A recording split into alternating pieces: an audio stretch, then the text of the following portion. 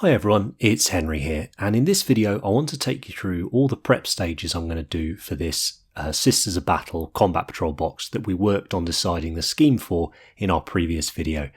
Firstly, a huge thanks for the response for that video. It's been massively positive and it seems like you guys are quite keen for me to do some of these Combat Patrol or start collecting box sort of sized projects, particularly when there's a really nice variety of units in those boxes, which means we can get a couple of really, I think, interesting videos and how we would approach getting them painted up in a decent amount of time so we can get gaming with them. The scheme decision, the poll, whatever you want to call it, was fairly unanimous. People really liked that off-white scheme, in spite of a few suggestions of, can you do the silver scheme with the magenta robes or whatever. Don't worry, I'll use that silver scheme on a video in the future for something. I'm absolutely sure of it. As I said, it's what I'm using as the sort of basis for my Slaves to Darkness project anyway. But for the Sisters of Battle, one tweak I am going to make, and a huge thank you to Roger in the comments who suggested doing the bolter casing the same colour as the armour. I think it's a brilliant idea, and I'll absolutely be doing that for the troops and whatnot in the box. So with regards to this prep things, I didn't want to just not put out a video this week. I'm going to be working on the box, and I get a lot of questions in the comments about what might seem to some people very obvious or very simple things to do with building and prepping your kits for paint, but actually I think for a lot of people maybe they aren't. So I want to try and touch on a few of them in this video and just talk through a few of my sort of decisions, and I want to be really open with you about what's involved, some of the tricky bits, some of the bits that just don't matter, and I think one of the biggest ones is it takes time to build a lot of GW kits. Even this Sisters box, which is ostensibly a sort of easy to build kit, it's not really easy to build. It's just the units in it or the models in it aren't the ones in the regular boxes for the most part that you will buy, so they go together a little bit differently and quite simply in most cases, which is fantastic. But it's still, in my opinion, a week's worth of hobby easily just to get these things cleaned up and prepped and ready for paint. And I think that can sometimes get forgotten when you try and plan a project out or decide on it. So let's build some minis.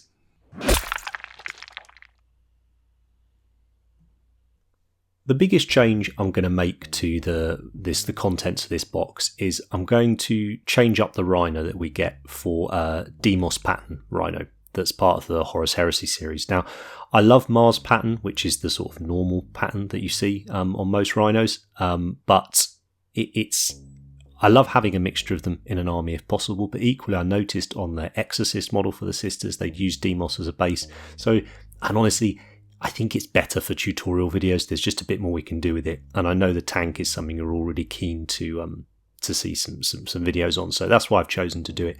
And they're really interchangeable, these kits, that they're largely the same thing really. I mean, it's just a Rhino, isn't it? It's just a little metal box. So there's a couple of things to bear in mind with this particular kit, the Demos one. I've had this with all the Demos chassis tanks that I've built so far, and it's that these rear locator plugs on the base plate do not fit into the side panels when you bite them. You have to force them in and you end up bending and flexing it and the things don't go together quite right. So the easiest fix I found is to snip them off. The fact that this is a plastic kit and we're going to use polystyrene cement to glue it together with means the bond is more than strong enough.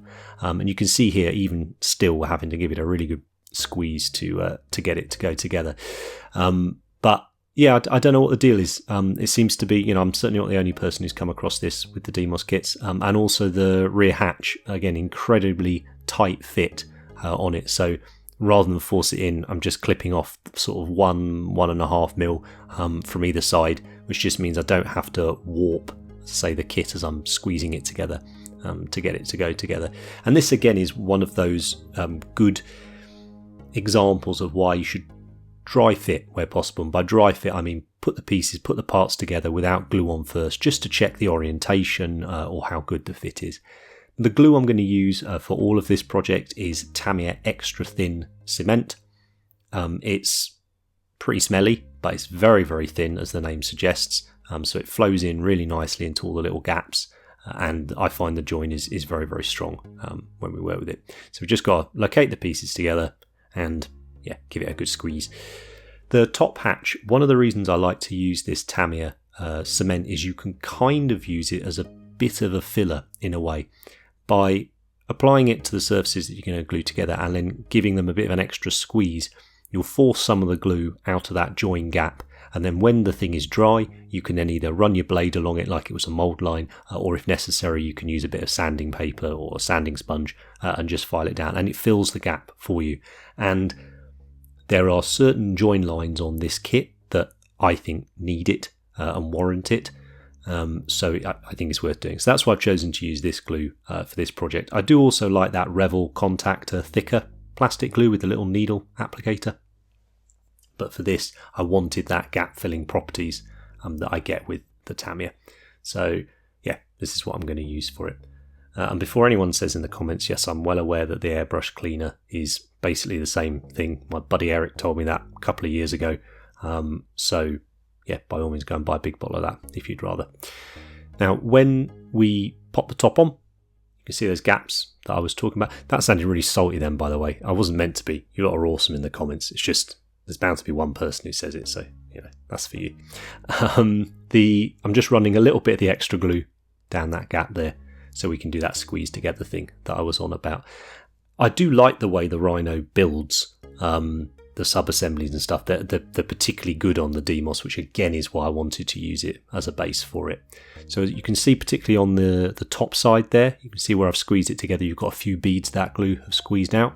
So I'm just going to use a couple of rubber bands, give them a couple of twists around, hold it together, just to really make sure that pressure is nice and strong on the joins, so that the gap is filled as much as possible with the glue, so that there's minimal sort of sanding and anything, and hopefully filling to do towards the end.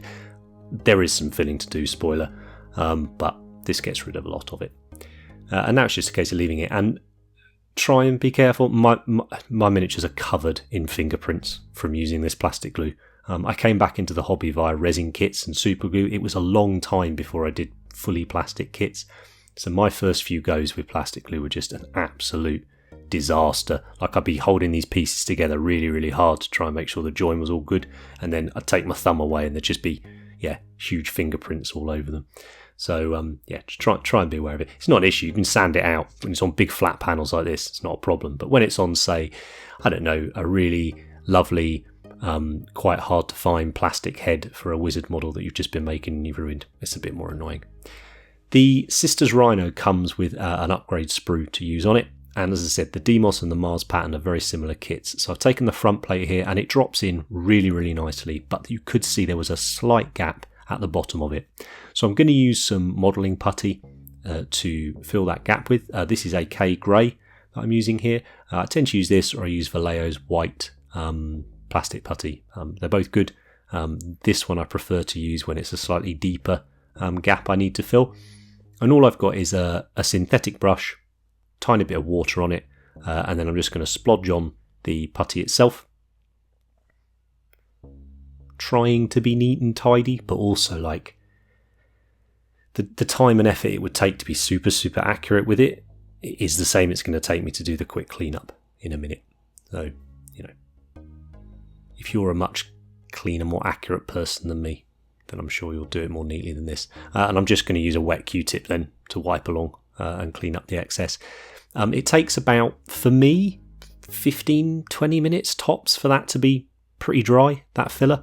And then I had to apply it 2 more times just to completely fill that gap so that I could sand over it and make it nice and flush. And I know it's only one panel different on this tank, but already I was like, oh, this was a really good decision. This is going to look really cool. I'm very, very excited about this project. I'm massively grateful to you guys for enabling me to do it. So we're going to have some fun, I promise. It's quite satisfying cleaning it off as well.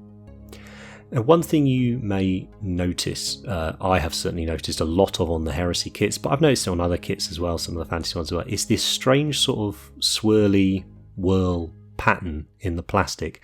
I don't know exactly what causes it. I don't know whether it's the plastic hasn't been mixed properly or the pressure that it's been injected at is funny or something, but it leaves this, and when you prime it, you end up with these peculiar textures on the model. Really, really frustrating. So the only thing I've found that can help sort it out is to sand those areas down before you do the priming, and this seems to fix it.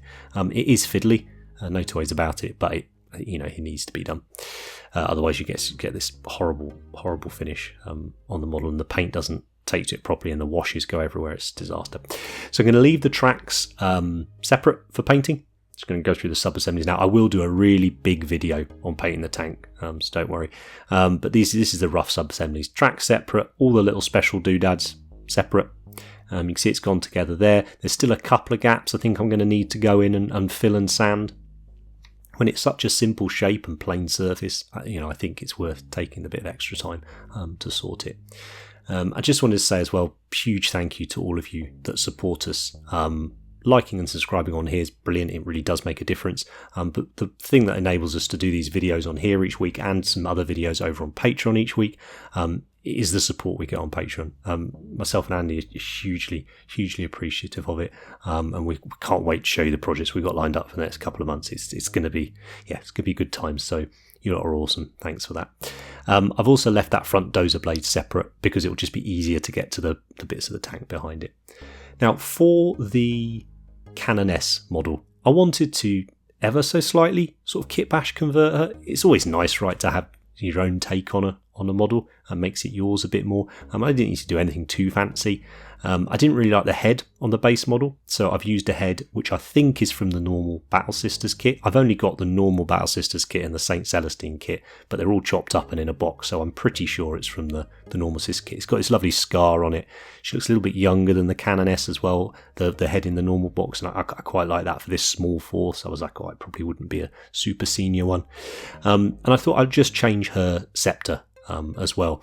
And I've got a few of the Black Templar sprues, and this is their upgrade one, and it's got this cool sensor thing on it. And I thought, great, snip that off, pop that on. And I know it's probably sacrilege to have Black Templars bits and Sister Battle bits. I know they don't get on and all the rest of it, but it looks all ecclesiastical and baroque and gnarly, and I think it's cool. I think it also looks a little bit like she's about to blast off some enormous great firework, but hopefully the paintwork will take that look away. And I used the backpack there from the Sister Repentia, I think she's called, the one with the whip, with the Repentias, just to give her a bit more, zhuzh. You can also see on there's a few join lines where I'm going to need to go in with some plastic putty and just fill those in and sand them down where they're across a really smooth area, like her collar or the side of her cloak there. You can see as the model's just coming into view. So all I'll do there is exactly like I did on the front of the Rhino. I'll just run a little bit of the putty down it. When it's dry, scrape down it with the knife, and then use a little bit of fine grit sandpaper to clean that up. Now, I mentioned in the paint video that I just sort of tacked the miniatures onto a bit of sprue. Because their feet are so small, I found it hard to drill into them without ruining them. So all I do is I spray there something called super glue accelerator. It's really nasty, horrible stuff, so do look after yourselves if you're going to use it, ventilation, all that sort of thing. But what it does is it accelerates the bond. You just need to put a tiny bit of super glue on, a little bit of that accelerator, and typically for the video it didn't work first time there, you just touch them together in almost within a second or so. The bond is good, but it's quite a weak bond, so it's strong enough to hold for painting, but then when I want to transfer them to the base, it's quite easy. A tiny bit of pressure will snap that off, and then it's easy for me to get the sister on the base without having to do loads of handling of her or drill in to get the pins and all that sort of thing. And then the only other bit I did with the sisters was, as I mentioned in the test paint video, I've blue tacked the backpacks on just to give me a little bit better access to the robes and the things that are underneath them. But I would leave that on whilst I was doing the armour. Now, I mentioned earlier that the kit is slightly different to the normal box of sisters, and one of the downsides, in my opinion, to it is that it gives you quite a few duplicate models, or models where the only difference is the head. And for me, just personally, it bugs me when I have that in an army. If I've got a unit of 50 odd skeletons, I don't mind a bit of duplication, but when I've only got, particularly in this box, 10 sisters, and if you were to expand this into an army, which I really would like to do, probably 20 or 30, not having loads of them, right? So I would like them all to look a bit more unique. So all I've done is I've got one other box of Sisters of Battle, or most of a box of Sisters of Battle that Andy gave me ages ago, and I've just mixed the duplicates out. So I've only got one of each sculpt in this unit, and then I've switched them out for some others from the other box so that that unit has also got those sculpts in, and that's going to be absolutely fine. And you notice that some of them have been primed, some of them have got some paint on. That was another tester going around in the background there. There was a white skin tester.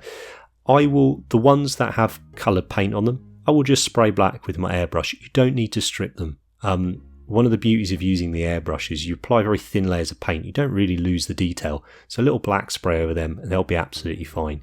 And then I'll just spray the rest of them with black primer. The only reason they're not really primed in this video is because it was raining. And I still use a rattle can primer rather than an airbrush primer. I just prefer it. But I thought it was, again, worth talking about, because I want to be super, super open and upfront about the state of the miniatures, what they are like before sort of paint goes on them. So I hope that's helpful. I am really looking forward to this project. The next video we'll do on it will be on the Rhino. I say it'd be quite extensive, but my hope is to have the Rhino and the sisters, basically all the armour done in one go by the time and completed by the time we do the next video. That means we can finish the series off by taking a look at the Repentia and the Penitent Engine, where we've got a lot more of that flesh and metals and stuff. So I hope you've enjoyed this little sort of update and prep video. Let me know if you've got any questions which you think are maybe a bit basic or a bit silly, you feel silly asking them, just put them in the comments, because I guarantee you tons and tons of other people will be wondering about it. And I imagine quite a few people are going to be getting into 40k through things like the Combat Patrol boxes. So I do want to make sure we cover in these videos things that maybe some stuff a lot of us are just assumed knowledge or take for granted. But thanks ever so much for your support. Click like, hit subscribe if you haven't already. Take care, and I'll see you next time.